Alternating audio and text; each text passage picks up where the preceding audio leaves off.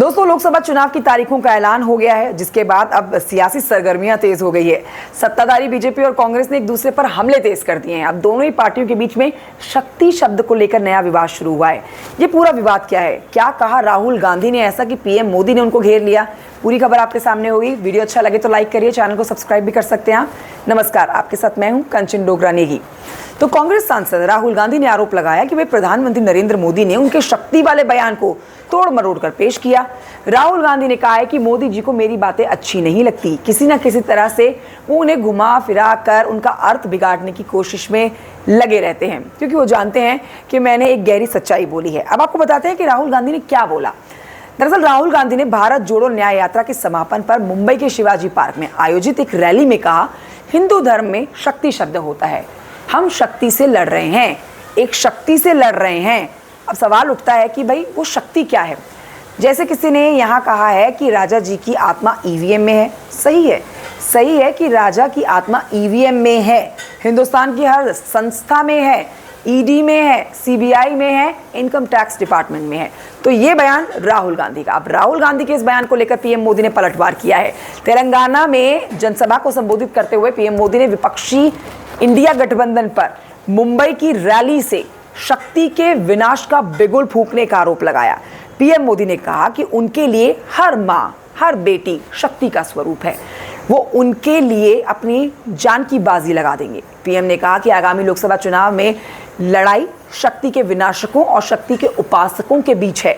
4 जून को स्पष्ट हो जाएगा कि कौन शक्ति का विनाश करने वाला है और कौन किसे शक्ति का आशीर्वाद देने वाला है। अब पीएम मोदी के इस बयान पर राहुल गांधी का पलटवार आया। वो क्या कहते हैं, जानिए।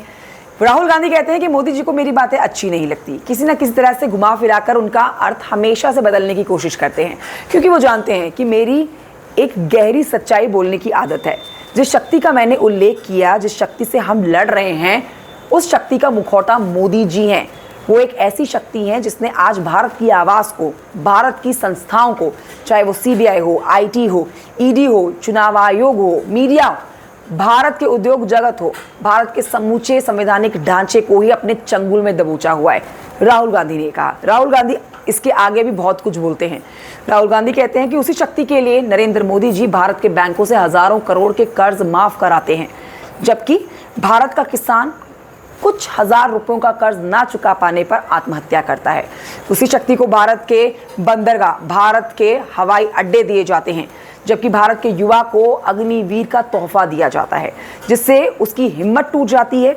और उसी शक्ति को दिन रात सलामी ठोकते हुए देश की मीडिया सच्चाई को दबा देती है।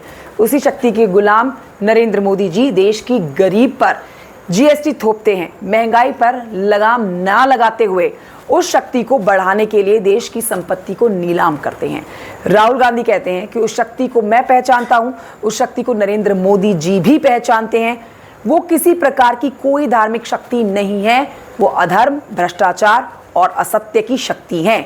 इसलिए जब जब मैं उनके खिलाफ आवाज उठाता हूं, मोदी जी और उनकी झूठों की मशीन बौखला जाती है, भड़क जाती है।